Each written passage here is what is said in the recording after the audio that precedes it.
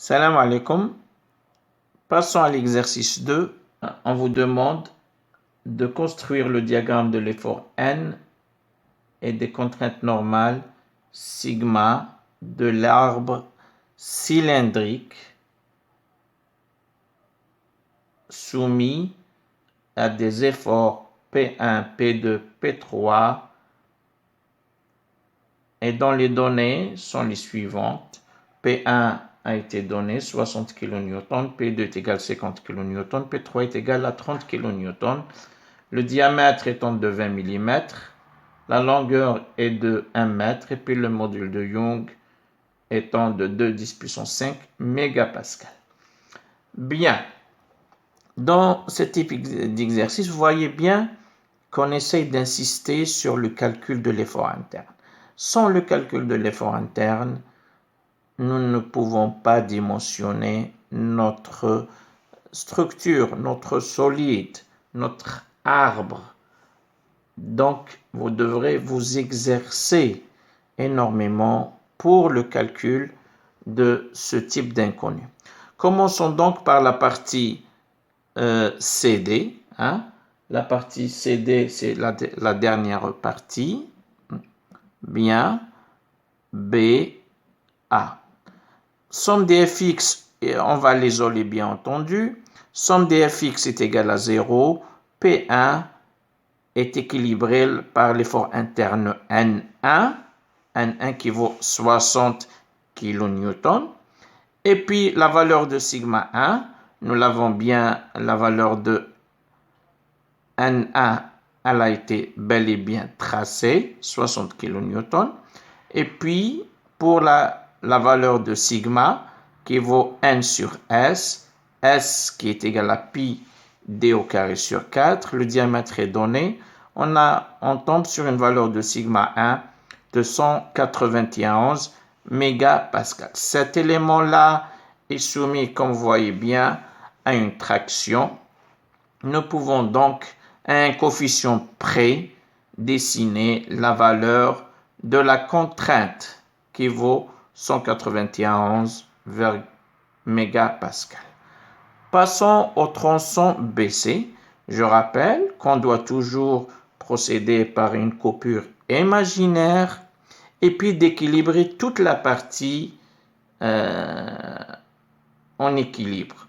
Nous avons donc somme des forces, bien entendu, est égale à 0. Nous tombons sur la valeur N2 qui vaut 10 kN. Sigma 2 étant une application directe, le même diamètre, la même section, il n'y a pas de souci. On tombe sur une valeur de sigma 1 qui vaut 384 mégapascal. Bien, 384, plutôt 31,84 mégapascal. 31,84 mégapascal, vous voyez bien qu'on peut directement la dessiner. Elle est positive. La partie 1 et 2 sont désormais soumises à une traction. Voyons pour le dernier tronçon. Somme des fx est égale à 0. Nous allons faire toujours une coupe et on tombe sur une valeur N3 qui devrait équilibrer la partie découpée. Enfin, N3 vaut 20 kN. Donc ce tronçon, comme vous pouvez le voir, est soumis à une compression et sigma 3 vaudrait moins 63,69 mégapascal. Voyez bien qu'elle est négative et qu'il s'agit bel et bien d'une contrainte de compression. On doit la dessiner donc directement sur le diagramme. OK. Moins 20 kN pour l'effort normal, négatif, et c'est valable aussi pour la contrainte qui vaut moins 63,69. Si on devrait prendre cette convention-là, positif, positif, est négatif. Je devrais signaler une remarque très importante pour laquelle je ne vais pas insister pour ne pas vous brouiller.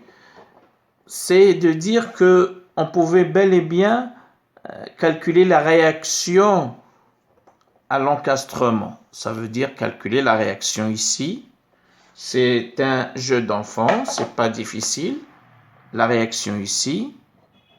Et puis, par exemple, pour le dernier tronçon, travailler seulement avec ça au lieu de traîner toute cette relation-là. Si si vous n'avez pas à comprendre cette histoire-là, il suffit de me signaler ça sur les commentaires au-dessous de la barre de description, de la boîte de description, et je vais revenir sur ce point-là lors d'une prochaine vidéo.